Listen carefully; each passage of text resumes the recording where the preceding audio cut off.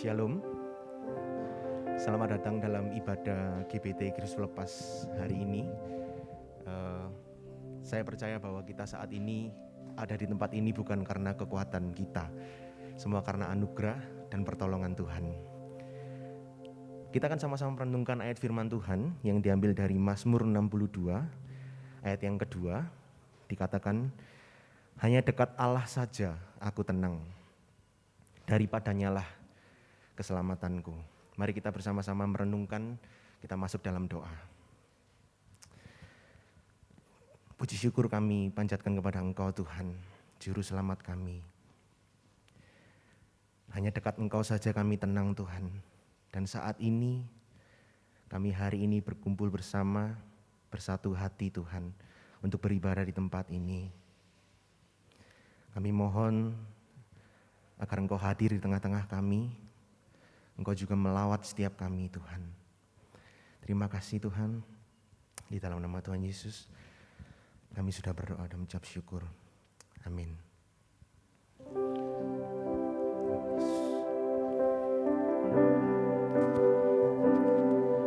Mari bersama-sama kita pujikan lagu ini.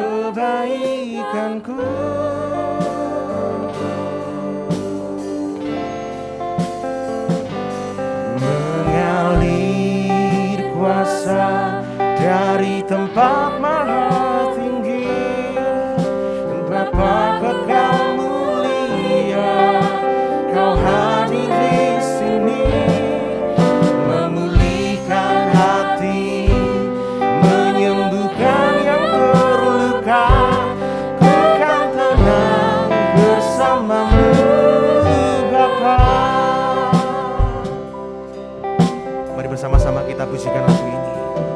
Katakan, Bapa Kau mendengar, yes Tuhan, seruan hatiku.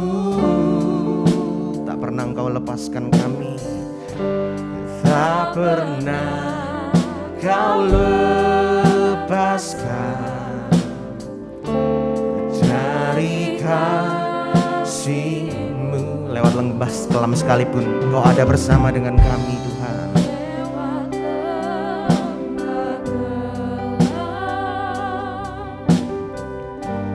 Kau temani aku, Roh-Mu bekerja selalu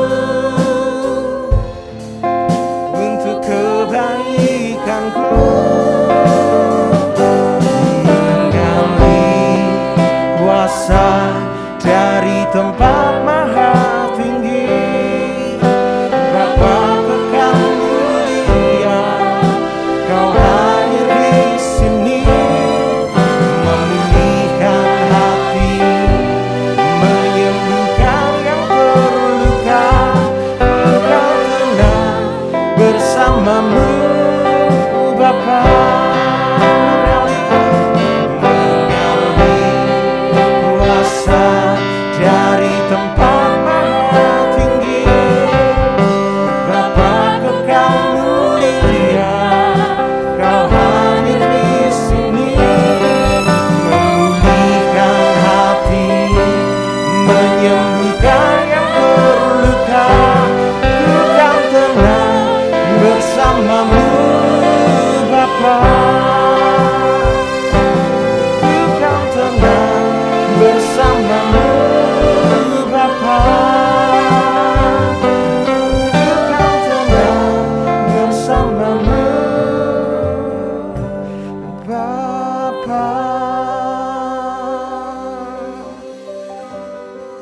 Makasih Yesus.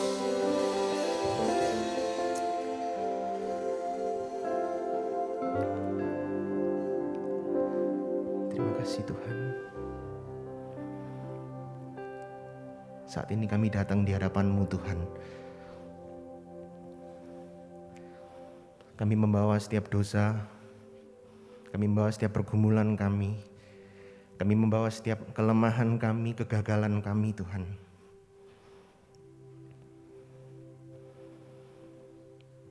Kami mohon untuk Tuhan boleh melayakkan setiap kami.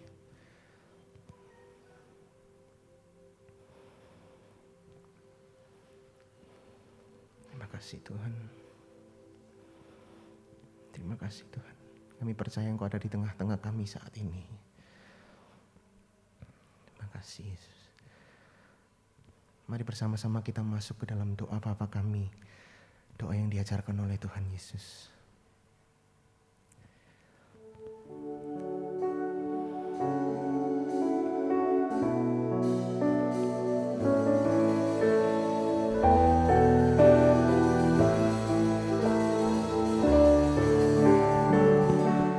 Bapa kami yang ada di surga, dikuduskanlah nama-Mu, datanglah kerajaan-Mu, jadilah kehendak-Mu di bumi seperti di surga. Beri kami hari ini makanan yang secukupnya. Ampuni salah kami seperti kami ampuni yang bersalah pada kami. Jangan bawa kami dalam pencobaan, melainkan lepaskan kami dari yang jahat. Sebab Kaulah yang punya kerajaan dan kuasa dan kemuliaan sampai selama-lamanya. Amin.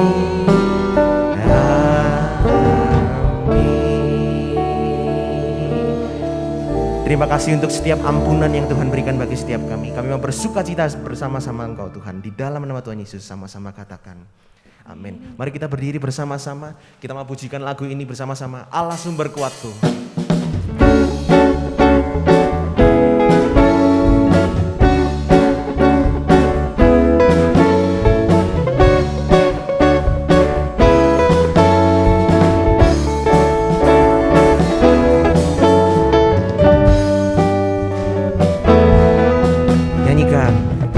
Hanya Kau milikku di surga,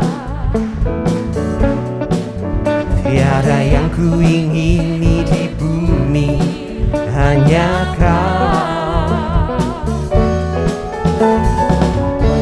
Tak ku andalkan kekuatanku, namun yang pasti Kau tetap selamanya. Nyanyikan bersama-sama. Kuatku, Allah sumber. Kuatku, Allah sumber. Kuatku dan bagianku selama-lamanya. Selamanya.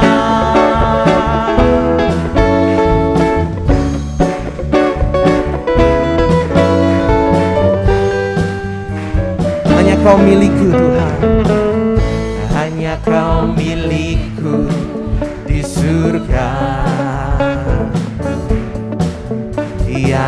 ku ingini di bumi hanya Kau. Tak ku andalkan kekuatanku, namun yang pasti Kau tetap selamanya Allah sumber kuatku, Allah sumber kuatku, Allah sumber kuatku dan bagianku selama-lamanya. Allah sumber kuatku, Allah sumber kuatku, Allah sumber kuatku dan bagianku selama-lamanya. Sekali lagi kita pujikan bersama-sama. Allah sumber kekuatan kami Tuhan, ya Allah sumber kuatku, Allah sumber kuatku dan bagianku selama-lamanya, selamanya, selama-lamanya, selama-lamanya, selamanya.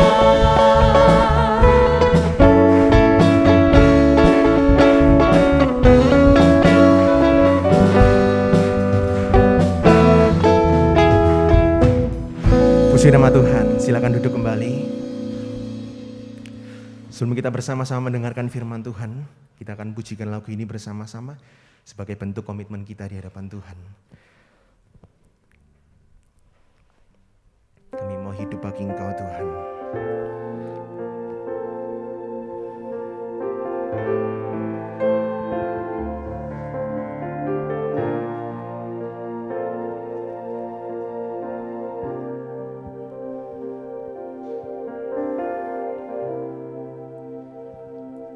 Yesus Kau kebenaran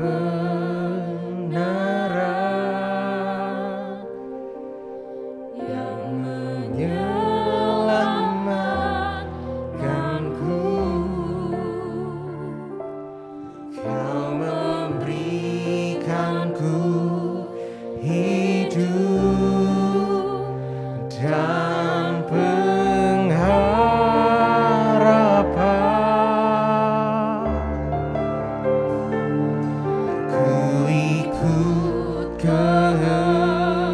Kehendak-Mu, keperluan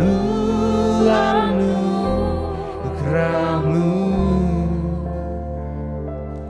ku nyatakan janjiku kepadamu.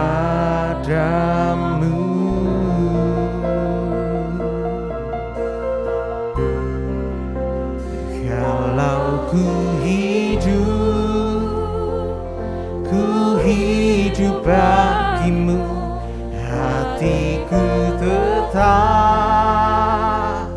tetap menyembah-Mu.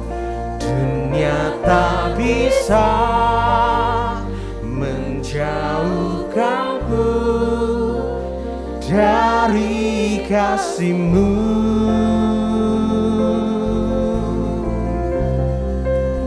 Selama ku hidup bagimu, mataku tetap memandang-Mu. Dunia tak bisa menjauhkanku dari kasih-Mu.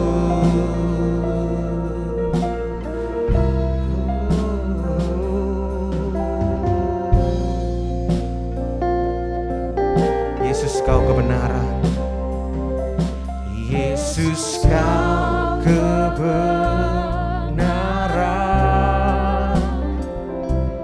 yang menyelamatkanku. Kau memberi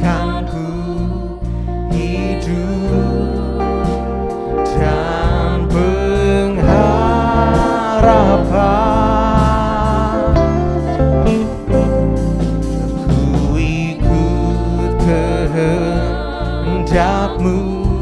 Ku perlu anugerahmu. Ku nyatakan janjiku kepadamu. Mari bersama-sama dengan penuh komitmen kita angkat tangan kita. Kita pujikan bersama-sama. Kalau ku hidup bagimu, hatiku tetap menyembahmu. Dunia tak bisa menjauhkanku dari kasih-Mu. Selama ku hidup bagimu, mataku tetap memandangmu.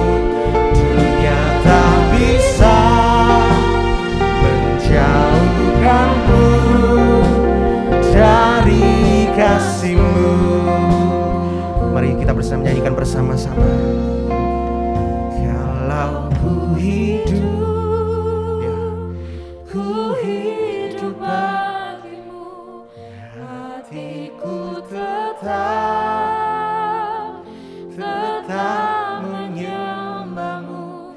Dunia tak bisa menjauhkanku dari kasih-Mu. Ini menjadi komitmen kami di hadapan Engkau Tuhan. Selama ku hidup, kami mau hidup bagi Engkau. Ku hidup bagimu, Mataku tetap memandangmu. Dunia tak bisa menjauhkanku dari kasih-Mu. Dunia tak bisa. Dunia tak bisa menjauhkan. Dunia tak bisa. Dunia tak bisa menjauhkanku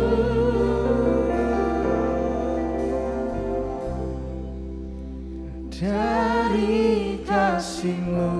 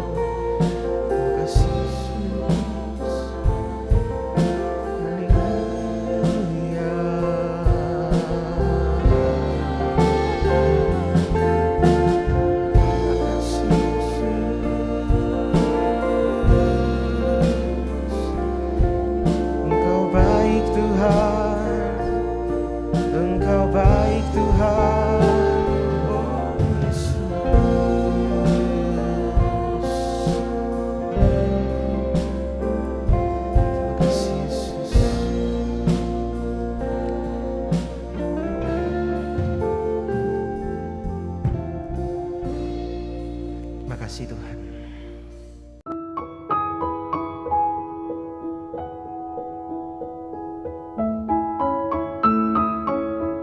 Saudara sekalian yang dikasihi Tuhan Yesus Kristus, tema kita pada sore hari ini adalah Yesus di Taman Getsemani. Mari kita berdoa sebelum kita mendengar firman Tuhan. Tuhan Yesus, kami akan mendengar firman-Mu. Kami sangat membutuhkan hikmat dari sorga, supaya apa yang kami dengarkan tidak lalu dengan sia-sia. Roh Kudus, kuasai hati dan pikiran kami saat ini, supaya apa yang kami dengarkan dapat kami pahami dengan baik. Dan apa yang sudah kami pahami, sungguh Tuhan, kami berjanji untuk menyimpannya dengan baik dalam hati kami, mengingat dan melakukannya dalam hidup kami.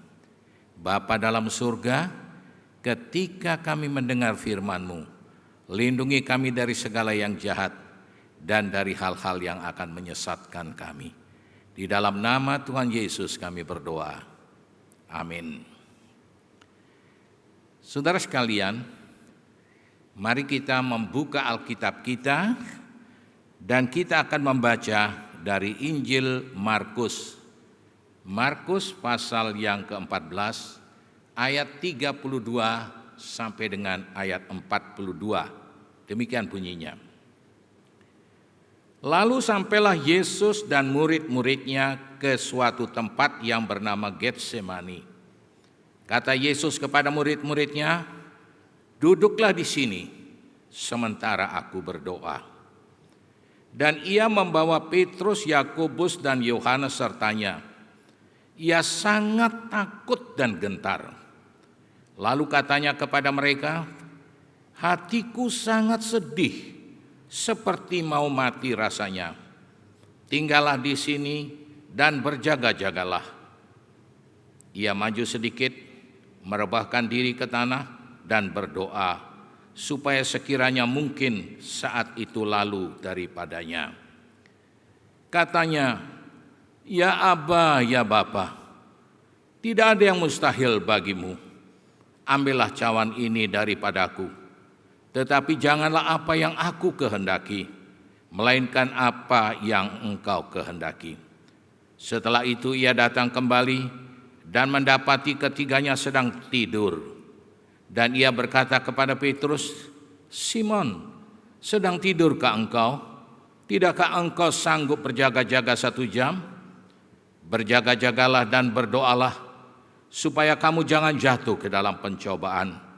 Roh memang penurut, tetapi daging lemah." Lalu ia pergi lagi dan mengucapkan doa yang itu juga. Dan ketika ia kembali pula, ia mendapati mereka sedang tidur, sebab mata mereka sudah berat, dan mereka tidak tahu jawab apa yang harus mereka berikan kepadanya. Kemudian ia kembali lagi untuk ketiga kalinya, dan berkata kepada mereka, "Tidurlah sekarang dan istirahatlah, cukuplah, saatnya sudah tiba. Lihat, Anak Manusia diserahkan ke tangan orang-orang berdosa. Bangunlah, marilah kita pergi. Dia yang menyerahkan aku sudah dekat." Demikian firman Tuhan, terpujilah Tuhan kita, Yesus Kristus. Saudara sekalian yang dikasihi Tuhan Yesus Kristus, mari kita melihat dari bacaan yang kita baca ini, satu ayat lepas satu ayat, untuk memahami apa yang terjadi dengan Yesus di Taman Getsemani dan apa yang kita bisa pelajari daripadanya. Mari kita melihat yang pertama dari ayat 32. Ayat 32 mengatakan, "Lalu sampailah Yesus dan murid-muridnya ke suatu tempat yang bernama Getsemani. Kata Yesus kepada murid-muridnya, 'Duduklah di sini sementara aku berdoa.'" Saudara, ketika sampai di Taman Getsemani bersama-sama muridnya, maka Yesus minta kepada muridnya agar supaya mereka duduk sementara dia berdoa. Permintaan Yesus ini tidak berat, karena belum lama para murid sudah berjanji kepada Yesus tidak akan meninggalkan Yesus apapun yang terjadi. Bahkan Simon Petrus berjanji walaupun dia harus mati bersama Yesus, dia tidak akan menyangkal Yesus. Jadi permintaan Yesus untuk muridnya duduk sementara dia berdoa bukanlah permintaan yang sulit. Mari kita melihat ayat selanjutnya. Ayat 33 mengatakan demikian. "Dan ia membawa Petrus, Yakobus, dan Yohanes sertanya. Ia sangat takut dan gentar." Perhatikan ayat ini, saudara. Dia membawa Petrus, Yakobus, dan Yohanes. Kenapa? Oleh karena Alkitab mencatat hatinya sangat takut dan gentar. Saudara, itulah sebabnya dia ingin murid-muridnya mendukung dia di dalam doanya. Ayat 34 mengatakan, Lalu katanya kepada mereka, hatiku sangat sedih, seperti mau mati rasanya. Tinggallah di sini dan berjaga-jagalah. Saudara sekalian, dia mencurahkan hatinya, isi hatinya kepada para muridnya. Dikatakan bahwa hatiku sangat sedih, seperti mau mati rasanya. Kemudian Yesus mengatakan, tinggallah di sini dan berjaga-jagalah. Saudara sekalian, apa yang disampaikan oleh Yesus kepada para muridnya ini bukanlah basa-basi, saudara. Tapi ini memang keadaan Yesus seperti ini. Saudara, ini dapat dibuktikan di dalam Injil Lukas pasal 22 ayat 44. Di sana dikatakan apa? Di sana dikatakan makin sungguh-sungguh Yesus berdoa dan keringatnya menitik seperti darah. Peristiwa seperti ini di dalam ilmu kedokteran disebut hematidrosis atau hemodihidrosis. Keadaan peluk yang bercampur darah ini menandakan bahwa orang yang mengalami ini adalah orang yang benar-benar mendapat tekanan batin yang sangat berat. Dan itu terjadi pada Yesus. Sehingga dia mengatakan, hatiku sangat sedih, seperti mau mati rasanya. Saudara sekalian, jadi apa yang disampaikan oleh Yesus bukanlah basa-basi. Memang itulah yang terjadi dalam hatinya. Nah saudara, mari kita melihat apa yang selanjutnya dilakukan oleh Yesus. Mari kita membaca ayatnya yang ke-35. Ayat yang ke-35 mengatakan, ia maju sedikit, merebahkan diri ke tanah dan berdoa, supaya sekiranya mungkin saat itu lalu daripadanya. Saudara, ketika setelah menyatakan itu, Yesus pergi untuk berdoa. Saudara, Yesus hatinya sangat sedih, seperti mau mati rasanya. Bahkan dikatakan dia sangat takut dan gentar. Saudara, kita perhatikan apa yang dilakukan oleh Yesus untuk mengatasi ketakutannya ini, kegentaran hatinya, kepedihan hatinya. Yesus tidak mengajak murid-muridnya untuk berjalan-jalan sekeliling taman. Yesus juga tidak mengajak muridnya untuk tidur sejenak untuk menghilangkan kesedihannya. Yesus juga tidak menyuruh muridnya memberi obat penenang supaya mereka bisa tenang. Atau Yesus tidak menyuruh mereka membeli minuman keras supaya mereka bisa bermabuk-mabukan. Saudara, tidak. Yesus tidak menyuruh mereka melakukan hal itu. Tetapi Yesus memberikan contoh bahwa dia pergi dan maju sedikit untuk berdoa. Yesus tahu bahwa kepedihan hatinya, rasa takut dan gentarnya ini adalah masalah rohani, adalah masalah jiwanya. Jadi harus diselesaikan secara rohani. Tidak bisa masalah rohani diselesaikan dengan masalah duniawi. Itulah sebabnya penyelesaian Yesus adalah dengan berdoa. Sekarang mari kita perhatikan apa doa Yesus kepada Bapaknya. Ayat yang ke-16.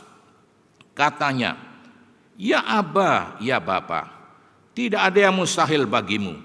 Ambillah cawan ini daripadaku. Tetapi janganlah apa yang aku kehendaki, melainkan apa yang engkau kehendaki. Saudara, ada dua hal yang disampaikan oleh Yesus. Yang pertama, dia ingin supaya cawan ini lalu daripadanya. Artinya Yesus minta kepada Bapaknya supaya dia tidak perlu menderita untuk menebus dan mengampuni dosa manusia. Namun Yesus juga menyatakan kepada Bapaknya bahwa dia siap untuk melakukan kehendak Bapaknya. Rupanya dalam doa ini Yesus bergumul antara keinginannya sendiri atau keinginan dagingnya dan keinginan Bapaknya.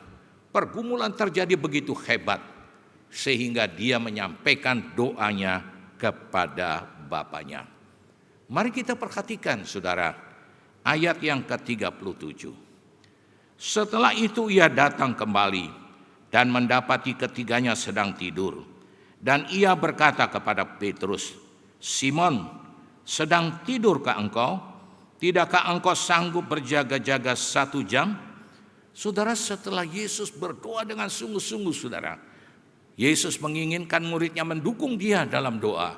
Tetapi rupanya muridnya tidak bisa diharapkan, saudara. Mereka semuanya tidur. Dan kemudian, namun Yesus tidak memarahi murid-muridnya. Yesus tahu bahwa murid-muridnya masih lemah. Itulah sebabnya Yesus memberikan nasihat kepada murid-muridnya supaya mereka kuat menghadapi segala perkara yang sedang terjadi pada saat itu. Mari kita perhatikan ayatnya yang ke-38. Berjaga-jagalah dan berdoalah supaya kamu jangan jatuh ke dalam pencobaan. Roh memang penurut, tetapi daging lemah. Yesus menasihati para muridnya. Apa nasihat Yesus? Dia memberitahu Simon Petrus, Yakobus, Yohanes, ingat baik-baik bahwa rohmu itu penurut, tetapi dagingmu lemah. Oleh karena itu, maka kamu harus berjaga-jaga dan berdoa. Yesus mau memberitahukan kepada muridnya dan kita sekalian bahwa manusia itu tidak hanya punya tubuh, tetapi juga punya roh. Dan tubuh manusia ini juga mempunyai keinginan yang disebut dengan keinginan daging. Sedangkan roh manusia juga mempunyai keinginan yang disebut dengan keinginan roh. Jadi keduanya memiliki keinginan dan keduanya selalu bertentangan.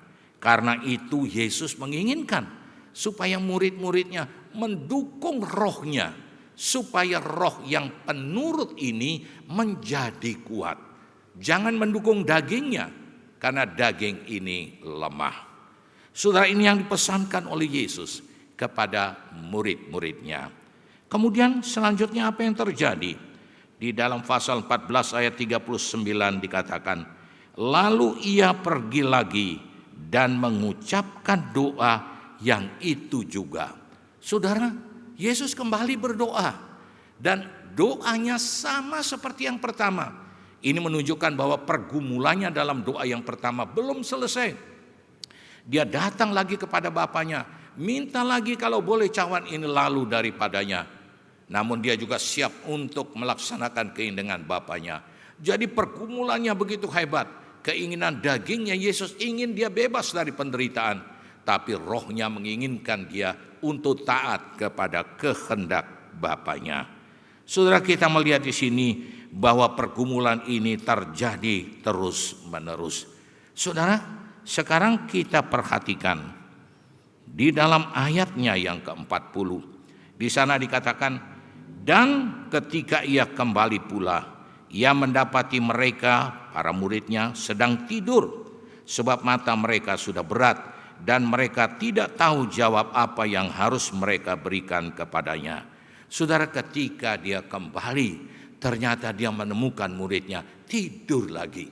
Rupanya para muridnya ini tidak mengikuti nasihat Yesus untuk berjaga-jaga dan berdoa, tapi mereka tidur. Mereka mendukung keinginan dagingnya lebih daripada keinginan rohnya. Saudara, kemudian selanjutnya Yesus kembali lagi untuk ketiga kalinya. Dia berdoa dengan doa yang sama, saudara, yaitu Bapa, kalau boleh cawan ini lalu daripadaku, tapi jangan kehendakku, tapi kehendakmu yang jadi. Saudara, perhatikan di sini, kali ketiga Yesus berdoa kembali kepada Bapaknya. Dan kita perhatikan bahwa doa yang ketiga ini Yesus sudah mengambil keputusan. Apa keputusan yang diambil oleh Yesus dalam doanya yang ketiga ini? Doa yang ketiga ini, keputusan Yesus adalah dia menuruti apa yang menjadi kehendak Bapaknya. Saudara, Yesus tahu apa yang akan terjadi bila dia mengambil keputusan untuk melakukan kehendak Bapaknya. Walaupun ia tahu bahwa kehendak Bapaknya itu adalah penderitaannya sampai mati. Saudara, Yesus menang dari keinginan dagingnya. Dia menang dan dia sudah bersedia melaksanakan apa yang menjadi kehendak Bapanya. Mari kita melihat di dalam ayat 41. Kemudian ia kembali untuk ketiga kalinya dan katanya kepada mereka, tidurlah sekarang dan istirahatlah. Cukuplah, saatnya sudah tiba. Lihat, Anak Manusia diserahkan ke tangan orang-orang berdosa. Yesus melihat muridnya tidur. Kemudian dia katakan, sudahlah, cukuplah, kamu istirahatlah. Saudara sekalian, ini yang terjadi di Taman Getsemani.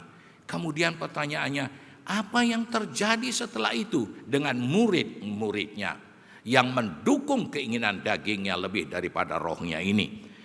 Ayat 50 mengatakan, lalu semua murid itu meninggalkan dia dan melarikan diri. Semua murid, saudara, meninggalkan Yesus ketika Yesus ditangkap, melarikan diri. Padahal, saudara, tadi dia berjanji bahwa dia tidak akan meninggalkan Yesus walaupun apa yang terjadi pada mereka. Saudara, bukan cuma itu saja. Mari kita melihat ayat 71 dan 72. Maka mulailah Petrus mengutuk dan bersumpah, aku tidak kenal orang yang kamu sebut-sebut itu. Dan saat itu berkokoklah ayam untuk kedua kalinya. Maka teringatlah Petrus bahwa Yesus telah berkata kepadanya, sebelum ayam berkokok 2 kali, engkau telah menyangkal aku 3 kali. Lalu menangislah ia terseduh-seduh. Saudara, perhatikan di sini bahwa ternyata murid berjanji luar biasa kepada muridnya. Aku tidak akan menyangkal engkau walaupun mati sekalipun.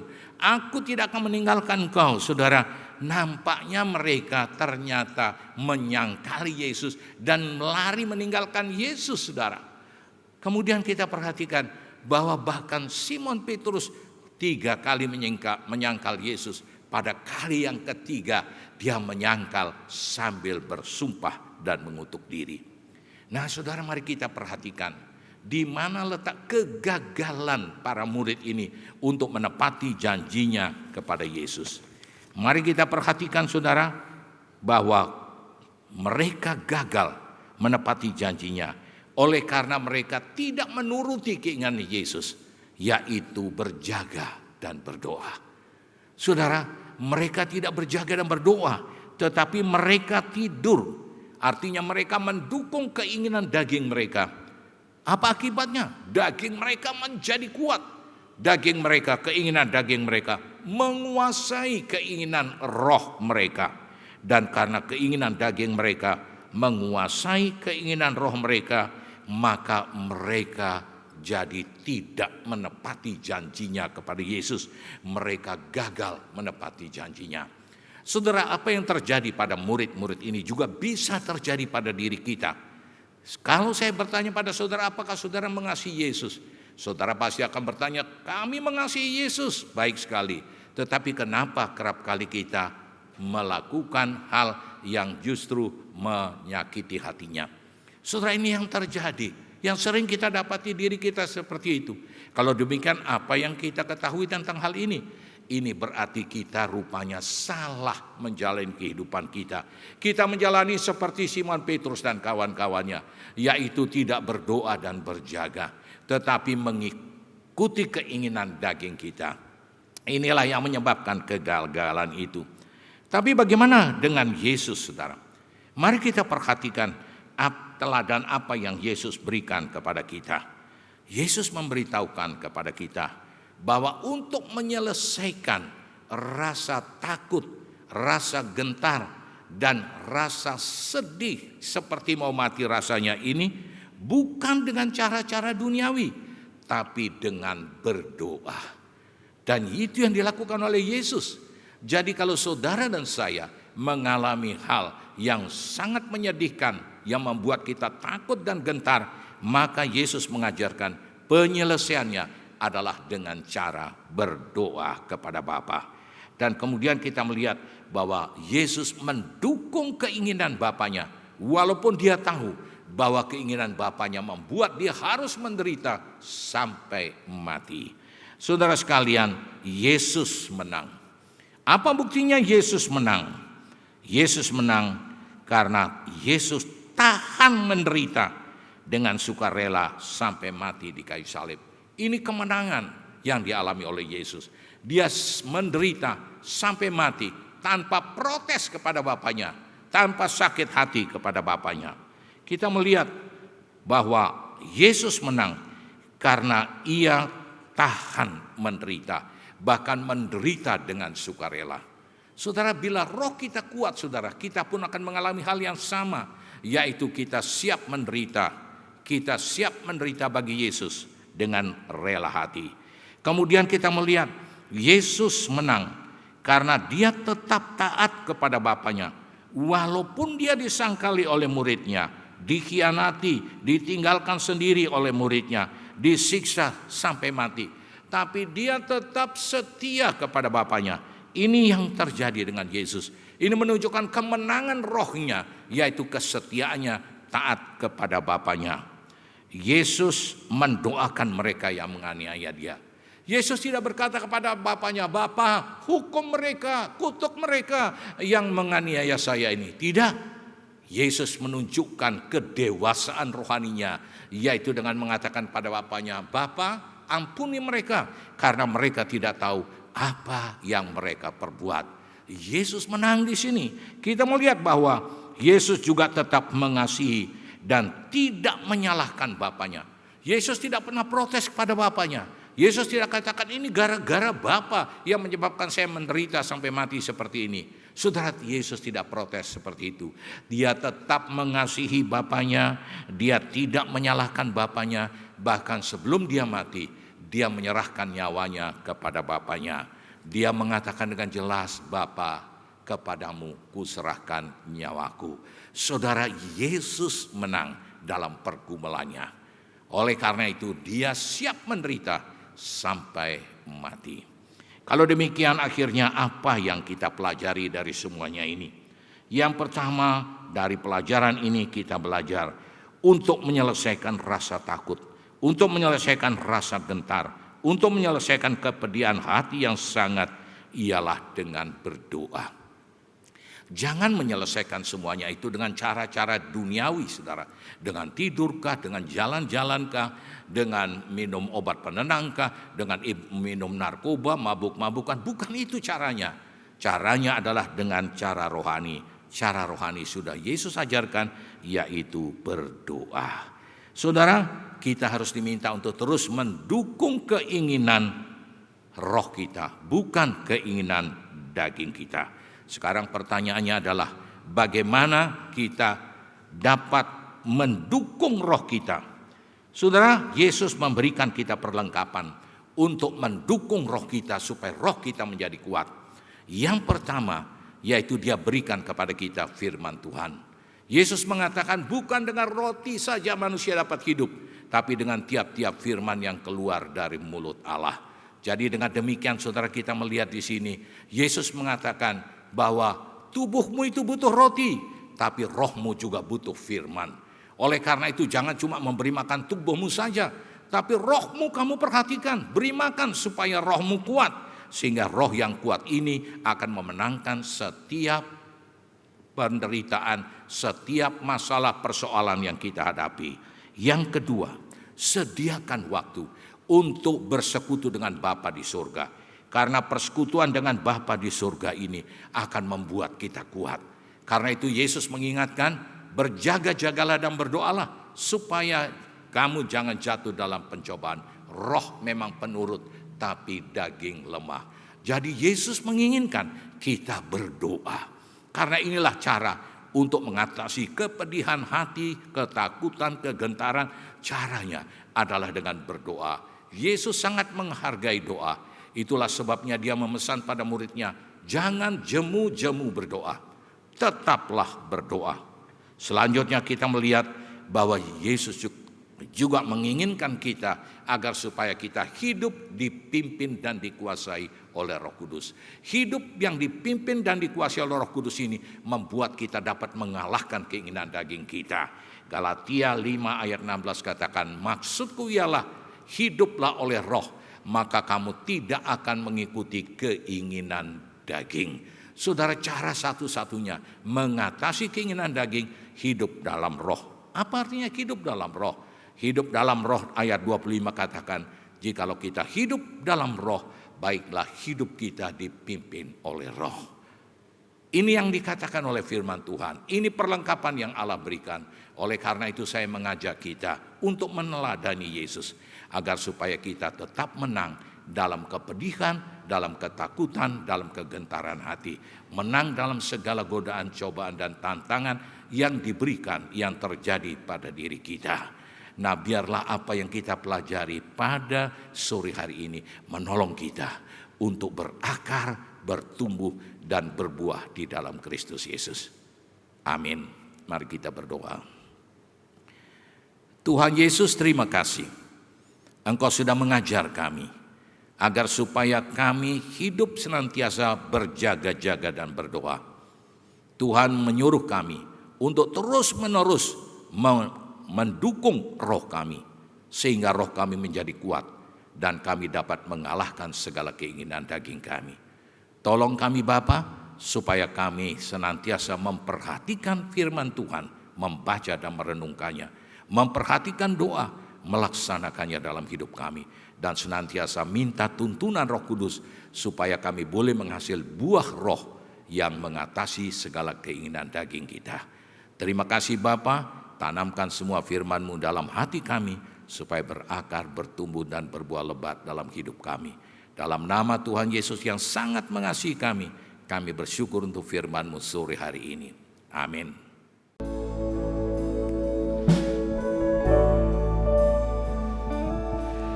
Besar mulia kasih-Mu, Kau korbankan hidup-Mu, curahkan darah-Mu sebagai ganti dosaku. Kau berikan harapan di dalam kesesakan.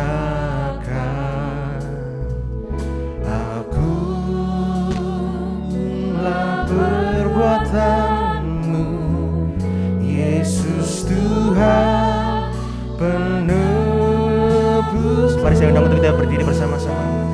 Karena kasih-Mu yang selamatkanku, menyucikan dan menebus hidupku, ku naikkan syukur buat pengorbanan-Mu, Maha mulia dan karena kasih-Mu, karena kasih-Mu yang selamatkanku, menyucikan dan menebus hidupku, ku naikkan syukur buat pengorbanan-Mu, Maha mulia dan terindah Kau, Yesus. Pengumuman GBT Kristus Pelepas Malang. Berikut adalah jadwal ibadah tengah minggu. Adapun tautan untuk mengakses ibadah-ibadah tersebut akan diumumkan di grup pengumuman GBTKP setiap hari.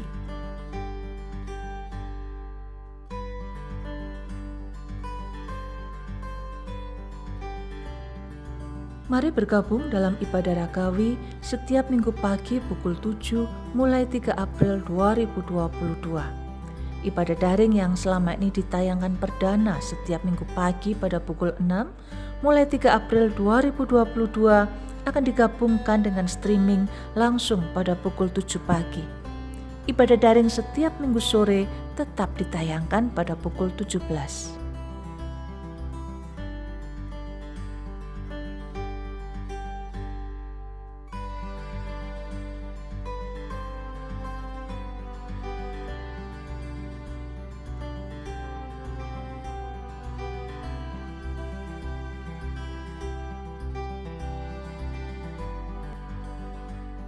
Pokok-pokok doa Prapaskah 2022.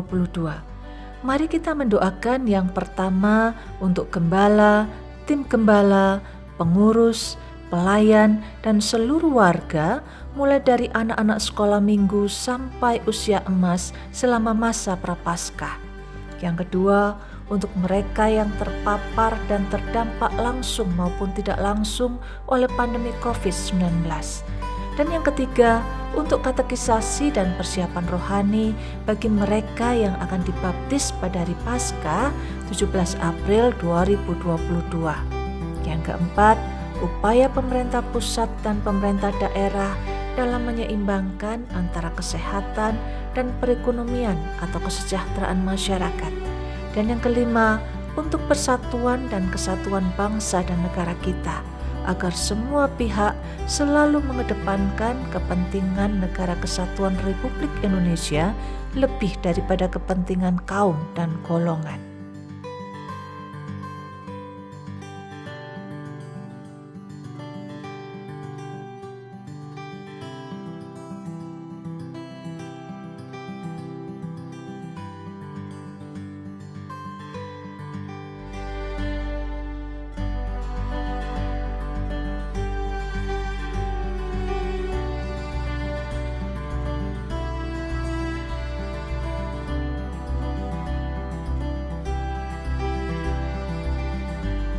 Tidak lupa juga kita mendukung bantuan doa bagi jemaat Tuhan, baik yang mengalami kelemahan tubuh ataupun yang lanjut usia.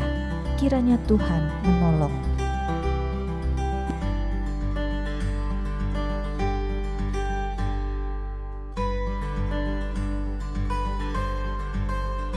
Yang berkenan memberikan persembahan untuk mendukung pelayanan kepada Tuhan dan sesama dapat diberikan melalui sistem online dengan cara transfer ke rekening BCA di nomor 0113254090 atas nama Yayasan Kristus Pelepas, atau di rekening BRI di nomor 0344 01 001 356567 atas nama Yayasan Kristus Pelepas, atau scan barcode yang tertera pada layar menggunakan aplikasi scan barcode di HP Anda.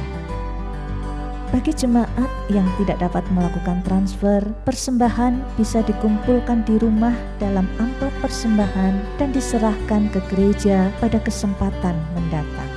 Selama masa pandemi ini, kami tetap menghimbau kepada setiap warga jemaat GBT Kristus Pelepas Malang yang ingin datang berkunjung ke gereja untuk tetap mematuhi protokol kesehatan dengan baik dan benar, guna menjaga keselamatan pribadi dan orang lain. Tetap jaga jarak, cuci tangan dengan sabun, gunakan masker, dan tetap tinggal di rumah saat kondisi badan kurang fit atau kurang sehat. Tetap jaga kesehatan, istirahat yang cukup, dan konsumsi vitamin ataupun suplemen kesehatan. Mari kita bersama-sama mencegah penyebaran COVID-19. Demikian pengumuman GBT Kristus Pelepas Malang sepekan mendatang. Kita berdoa. Ya Bapa Surgawi, kami bersyukur karena Tuhan hadir di tengah-tengah ibadah kami. Kami telah memanjatkan puji-pujian kami, menaikkan doa kami, dan kami telah menyiapkan persembahan kami. Bapa, berkatilah hamba-Mu yang telah menjadi saluran berkat, kiranya pribadi dan keluarganya Tuhan berkati. Tuhan berkati semua pelayan-pelayan yang ikut berpartisipasi pada penyiapan ibadah, dan kiranya nama-nama yang telah ditayangkan Bapa, mereka yang memerlukan uluran tangan Tuhan mendapatkan kemurahan dan belas kasihan Tuhan, baik yang sakit maupun yang susah, maupun yang tidak mempunyai pekerjaan, yang terdampak langsung tidak langsung, begitu juga mereka yang telah lanjut usia. Bapa, kami mendoakan untuk semua anak-anak Tuhan yang ikut terus melayani Tuhan dengan setia, baik di bidang sekolah minggu, remaja, pemuda, kaum wanita, kaum pria, kaum usia emas, dan juga dalam pelayanan-pelayanan lain di berbagai unit pelayanan dan di cabang serta pos PI. Bapa, kami mendoakan untuk bangsa dan negara kami, mereka yang di pemerintahan pusat tingkat 1 sampai ke kota Malang dan di daerah. Bapa, kami mendoakan juga untuk bangsa-bangsa yang bergolak di dunia, saudara-saudari yang terkasih. Tuhan Yesus Kristus memberkati saudara-saudari. Allah Bapa mengasihi saudara-saudari, dan Roh Kudus menyertai saudara-saudari sampai Maranatha, Tuhan Yesus datang kembali. Amin. Mari kita ucapkan syukur kepada Tuhan.